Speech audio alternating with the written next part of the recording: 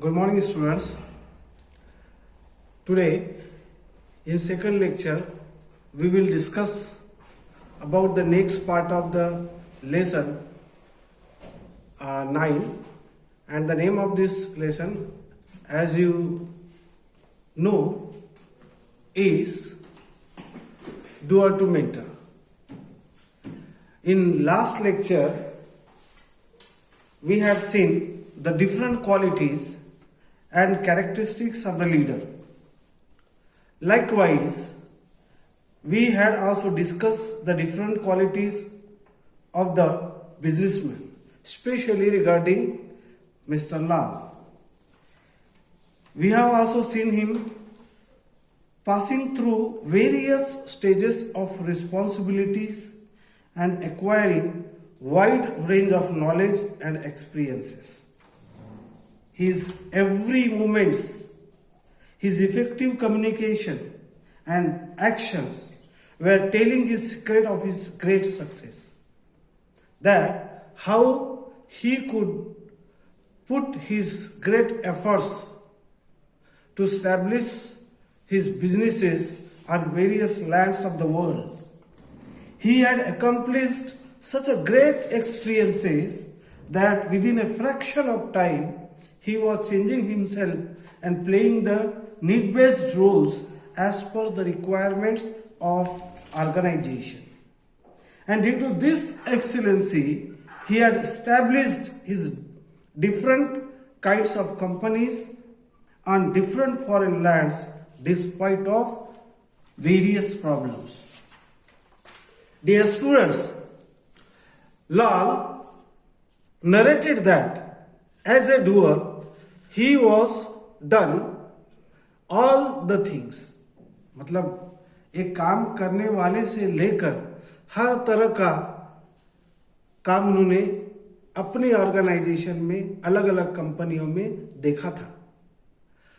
And it's different aspects what I told you कि as a doer करके he has done all the things. सब कुछ उसने काम किया था, हर तरह का काम किया था. He looked after all sections, अलग अलग सेक्शंस, चाहे वो मैन्युफैक्चरिंग सेक्टर हो, चाहे वो ह्यूमन रिसोर्सेज सेक्शन हो, चाहे वो क्वालिटी मैनेजमेंट वाला सेक्शन हो या मार्केटिंग सेक्शन हो. हर सेक्शंस को उन्होंने अच्छी तरह से संभाला था. Without that stage experiences, perhaps he couldn't have understood and developed the higher management thoughts.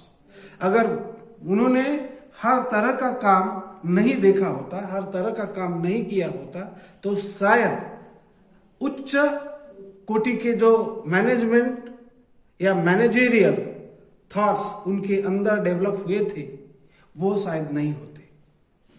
He would say, वो हमेशा कहते थे कि a finance director should have been an accountant first for some time of his career.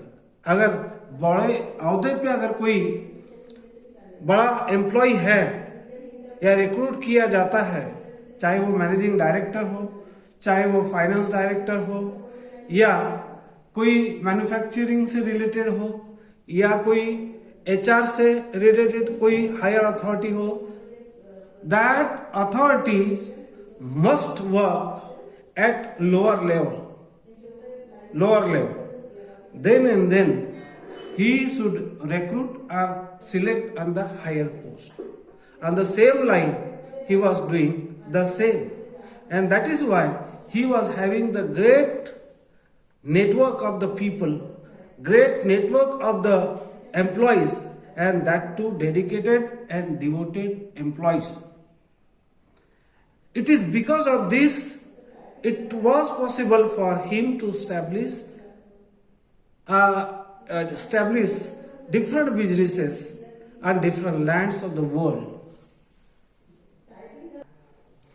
As you know, Mr. Lal first became the manager of his enterprise.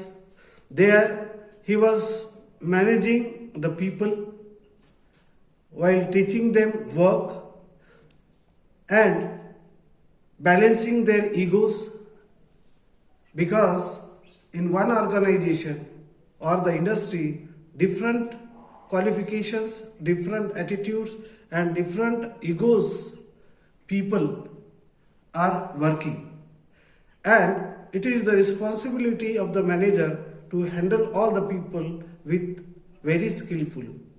And Mr. Lal was doing the same because he was having the ground level knowledge and experience regarding handling the people.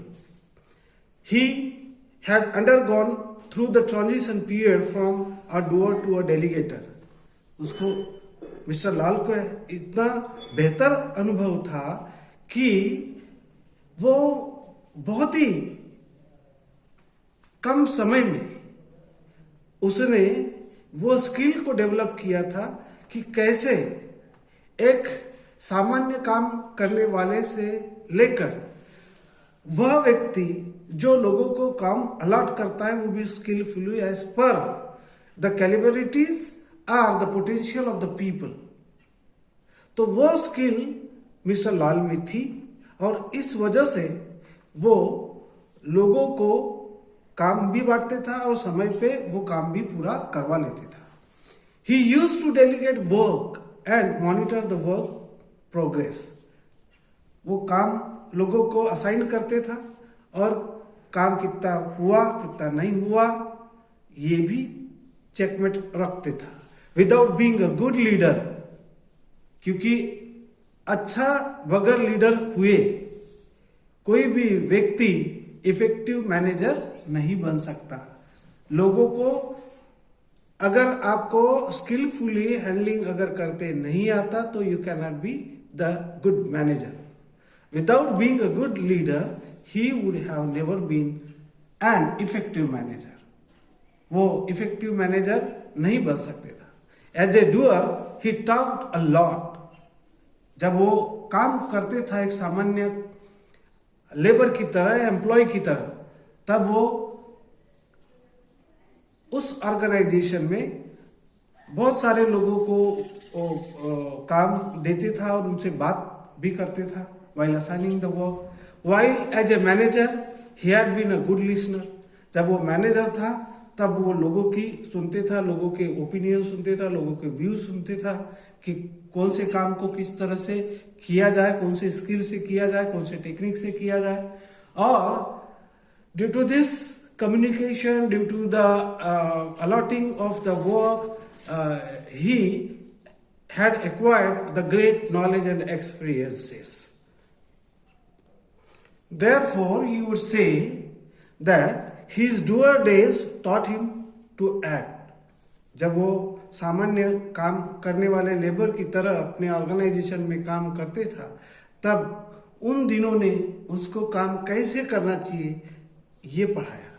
His managerial days guided him to manage.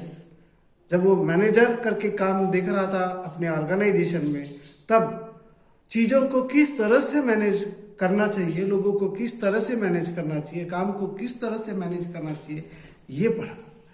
His leader days made him to create managers.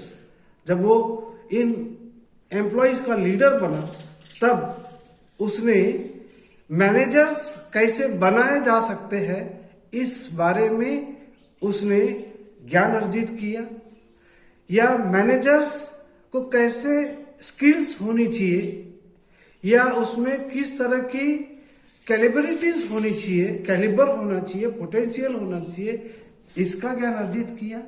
और इसी ज्ञान के बदौलत उसने कई सारे managers अपने organisations के लिए, कंपनीज के लिए निर्माण किया। And now he became the mentor. Now his mentor days are creating leaders. और आज जो कि अभी मेंटर के रूप में वो सारे कंपनीज का काम देख रहा है, तो ये मेंटर के दिनों ने उसको लीडर्स कैसे बनाए जाते हैं ये सिखाया। क्योंकि बगैर अच्छे लीडर्स के कोई भी ऑर्गेनाइजेशन विकास नहीं कर सकती, और इसलिए as a mentor he was creating the leaders because he was believing these leaders will lead his organizations, his companies, right? His industries. Here, the author came to know, यहाँ जो लेखक है वो ये जान गए कि mister Lal underwent through various stages.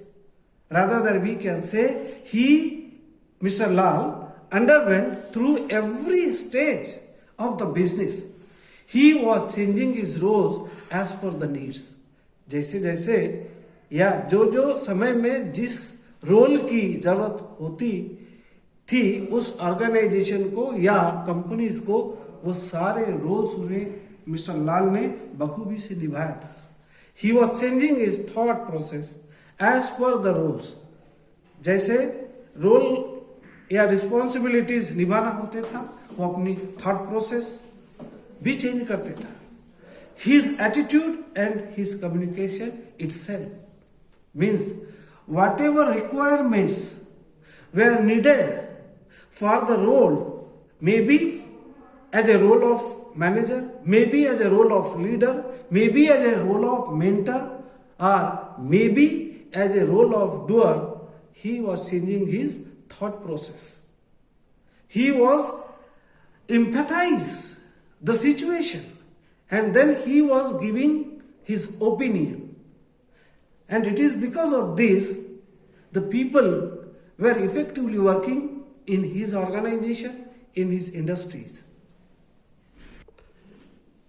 Mr. Lal was saying that every role in the business is very important to figure out the position of business. Business में हर रोल, चाहे वो डूअर का रोल हो, चाहे वो मैनेजर का role हो, चाहे वो सुपरवाइजर का रोल हो, चाहे फिर वो मेंटर का रोल हो या लीडर का रोल हो या एमडी का रोल हो, हर व्यक्ति का रोल किसी भी बिजनेस को आगे बढ़ाने के लिए, किसी भी ऑर्गेनाइजेशन को आगे बढ़ाने के लिए, किसी भी इंडस्ट्री को आगे बढ़ाने के लिए बहुत ही इंपॉर्टेंट होता है. वी कैनॉट अंडरमाइन और we cannot underestimate the role of other people, क्योंकि एक अकेला आदमी किसी ऑर्गेनाइजेशन को या किसी इंडस्ट्री को आगे नहीं लेके जा सकता. So there is a need of every role to play. फिर वो रोल किसी प्यून का क्यों ना हो, वो भी रोल उस इंडस्ट्री या उस ऑर्गेनाइजेशन को आगे बढ़ाने के लिए कारगर साबित होता है. Many small enterprises get married to the doer syndrome and the company remain small. बहुत बार ऐसा होता है कि छोटी छोटी जो इंटरप्राइजेस होते हैं वो डूअर के स्टेज में आती है और वही खत्म हो जाती है. Many small industries get married means finishes at the stage of doer syndrome and the company remains small, या फिर वो कंपनी जैसी थी वैसी ही रह जाती है. because there the role of different people, the role of different employees are undermined, are underestimated. Their works are not justified. And that is why those small enterprises or the organizations cannot progress and remain as small as it is. Many others would get plastered to the manager low. कुछ जो industries होती है वो managerial level तक आती है, वही खत्म हो जाती है. कुछ जो ऑर्गेनाइजेशंस होती है, few of them are move to the leader role, यानी लीडिंग पोजीशन में आती है, which requires a tremendous brain to be a leader. लेकिन ऐसी लीडिंग ऑर्गेनाइजेशंस को या कंपनीज को एक अच्छे ब्रेन वाले लीडर की जरूरत होती है.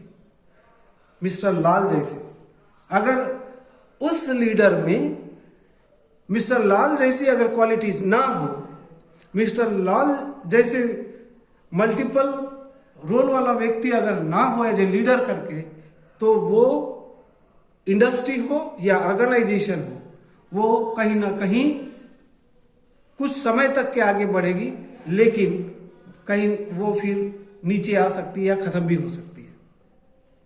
इसीलिए हम किसी भी ऑर्गेनाइजेशन में, किसी भी इंडस्ट्री में किसी भी एम्प्लॉय के रोल को अंडरमाइन नहीं कर सकते या अंडरएस्टिमेट नहीं कर सकते। A mentor should be moulded out of compassion. जो मेंटर होता है, जो लोगों को काम देता है या काम असाइन करता है और फीडबैक लेता है, that person should have the compassion. संवेदना होना चाहिए अपने एम्प्लॉयज के प्रति, अपने एम्प्लॉयज के प्रति इंपैथी होना चाहिए, अपने एम्प्लॉयज के प्रति उनके मन में रिस्पेक्ट होनी चाहिए, निस्वार्थ भाव होना चाहिए उस व्यक्ति में, मेंटर में। उस मेंटर में एक विजनरी एटीट्यूड होना चाहिए।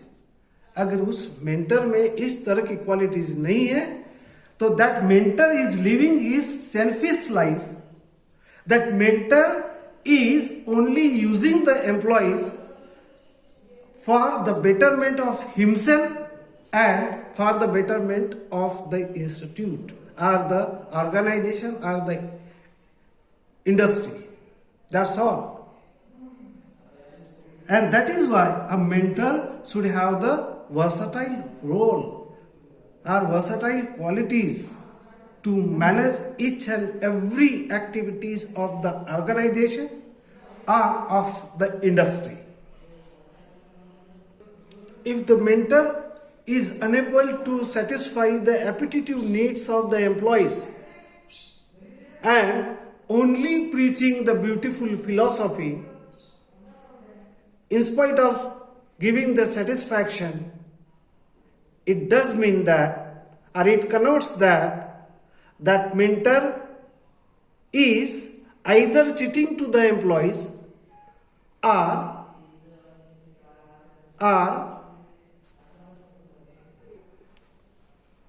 befooling to the employees.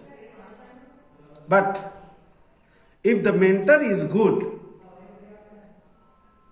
he can lead the people. And if the mentor is leading successfully to other people or other employees with affection, then the organization can grow on and on. And he also changed himself as a leaders of leader, और वह organisation दिन ब दिन आगे ही आगे विकास करते हुए चली जा सकती है। और जो मेंटर अपने आप को समय के हिसाब से चेंज करता है, वो मेंटर आगे चल के नेताओं का नेता बन सकता है, लीडर्स ऑफ लीडर, क्योंकि वो लोगों की जरूरतों को समझता है। ऐसा नहीं है कि एक मेंटर का विकास हो गया इसका मतलब सारे एम्प्लॉयज का विकास हो गया, उसको अच्छी तनख्वाह मिल रही है, सारी नीड्स उसकी फुलफिल हो रही है, इसका मतलब सारी एम्प्लॉयज की नीड्स पूरी हो रही है। ऐसा नहीं होता है। Are you getting my point? So that is why I told you that mentor should be empathetic. He must have the compassion regarding the employees. Now, Mr. Lal was leading to the leaders and the managers of different groups of his companies. He was motivating them about how to reach the goal of the organization. अभी ये जो लाल था, ये लाल अपने बहुत सारे leaders को जो कि उसके कंपनी में काम कर रहे थे, लीडिंग रोल प्ले कर रहे थे, उनको वो लीड कर रहा था, मैनेजर्स को लीड कर रहा था, उनको अपनी ऑर्गेनाइजेशंस को गोल अचीव करने के लिए मोटिवेट कर रहा था। गाइड कर रहा था कि how they can reach to achieve the goals of the organisation. Got it? Here he was changed as a motivator and guide. और यहाँ आगे धीरे धीरे करके वो उसने अपने आप को चेंज किया एक मोटिवेटर के रूप में, एक गाइड के रूप में. Now he had to just sync all activities towards a common goal. और अभी वो सारी एक्टिविटीज जो उन ऑर्गेनाइजेशंस में हो रही थी वो एक्टिविटीज की तरफ वो ध्यान देते था, क्योंकि सभी का एक कॉमन गोल रहते था कि भाई वो कंपनीज या इंडस्ट्रीज या ऑर्गेनाइजेशंस के गोल जो सेट किए हुए हैं उनको अचीव कैसे किया जाए. और इसी से related he was motivating and guiding to the employees or the people who were working in his organizations or the industries or the companies. इसीलिए मिस्टर लाल की समझ हुई थी या उन्होंने समझ बनाया था कि ऑर्गेनाइजेशन में हर कैरेक्टर बहुत इंपॉर्टेंट होता है. A doer is like a baby learning tiny steps. क्योंकि एक जो डूअर होता है, डूअर की स्टेज में होता है एम्प्लॉय, वो स्टेज ऐसी होती है जैसे एक छोटा बच्चा धीरे धीरे अपने पाँव आगे बढ़ाता है. The manager is running together. और मैनेजर का रोल क्या होता है? धीरे धीरे करके वहाँ के एम्प्लॉयज को डायरेक्ट करके या निर्देशित करके काम के लिए आगे बढ़ाना, उनको प्रेरित करना. A leader is directing a large number of people in a run. और जो लीडर होता है वो लीडर का काम ये होता है कि वो ऑर्गेनाइजेशन में या इंडस्ट्री में जो एम्प्लॉयज काम करते हैं उनको उनके पेस के हिसाब से धीरे धीरे करके दौड़ में शामिल होने के लिए प्रेरित करना या उनको दौड़ाना. While a mentor is creating a vision for all the runners and taking them there. और मेंटर का रोल क्या होता है कि सारे एम्प्लॉयज में उस इंस्टीट्यूट, उस ऑर्गेनाइजेशन या उस कंपनी का जो भी विजन होगा वो विजन को निर्माण करना, विजन को निर्माण करना. और सिर्फ निर्माण नहीं करना, तो सारे एम्प्लॉयज को अपने साथ में वहां तक लेके जाना. This is the wonderful role of the mentor. He is not only thinking about himself, he is thinking about the entire community of the employees. No, and it is because of this the size of the organisation growth is depending on how fast, smooth and clear the transition of the entrepreneur. और किसी भी organisation, किसी भी industry की growth ये depend करती है कि वो इंडस्ट्री, वो ऑर्गेनाइजेशन कितने फास्ट रन हो रही है, कितने स्मूथली रन हो रही है, कितना ट्रांसपेरेंसी है हर चीज में उस ऑर्गेनाइजेशन या उस इंडस्ट्री में. और ये ट्रांसपेरेंसी, पारदर्शिता किस पर डिपेंड करती है? वहाँ के एंटरप्रेन्योर के ऊपर. अगर एंटरप्रेन्योर इन सारी एक्टिविटीज, ये सारी चीज़ों का ध्यान रखता है तो डेफिनेटली वो ऑर्गेनाइजेशन कभी मर नहीं सकती, वो हमेशा आगे ही आगे बढ़ते रह सकती है. Got it? Now, this was all about the discussion of this lesson number 9, doer to mentor. Especially we have discussed the different qualities, different roles of Mr. Lal, right from doer to mentor. Now, only 2 questions are there. These questions are very, very important that we will discuss. Dear students, the first question is, describe the characteristics of a successful entrepreneur. एक यशस्वी industrialist या organisation के owner के लिए characteristics क्या होती है वो describe करो. तो क्वालिटीज या कैरेक्टरिस्टिक्स कौन कौन सी हो सकती है? C, the entrepreneur must be motivator first. कैसे होना चाहिए? दूसरे को प्रेरित करने वाला होना चाहिए. ही must have the passion of work. उसके अंदर में काम करने का जुनून होना चाहिए. ही मस्ट हैव द विजन. उसका एक पर्टिकुलर विजन होना चाहिए अपने ऑर्गेनाइजेशन या इंडस्ट्रीज को लेके. Then he must have the great confidence. हर काम करने में कॉन्फिडेंस झलकना चाहिए. अरे मिस्टेक्स तो सभी के हाथ से होती है. We are the human beings. We are bound to make mistakes, but it does mean we cannot leave the work to do. And that is why the entrepreneur must have the great confidence. He should be the decision maker. उसको अपने organisation को या industry को आगे बढ़ाने के लिए अच्छे डिसीजंस लेते आना चाहिए. He must be very creative. He should know all the advanced technologies. He should know all the advanced kind of works related with his enterprises or the organization.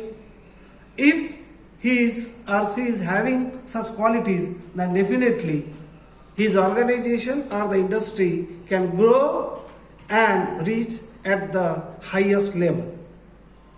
Then the second question is, describe the important stage of the mentor in the life of an entrepreneur. Very grateful. If the mentor is good of any organization or the industry, then definitely their employees can be pleasant. They can get the satisfaction of their appetitive needs, because he is the mediator between the chairman or the management and the employees. So his role is very, very important. If he is having the bad attitude, then the employees cannot progress or satisfy. So the mentor is the authority that can assign the works to the employees or the workers and taking feedback from them. It is the responsibility of the mentor. Not only assigning the work, but earlier as I described the different responsibilities of the mentor, he must or she must play very effectively in favor of management as well as in favor of the employees. So, dear friends, here we have finished this last lesson and also discuss some questions that can be asked in MCQ pattern. Now, it is totally on you to study very seriously and effectively. So, for the next efforts of study, which you will take on your part, best of luck, happy learning, keep learning and score very good marks in the exams that will come soon. So thank you very much for listening me very patiently.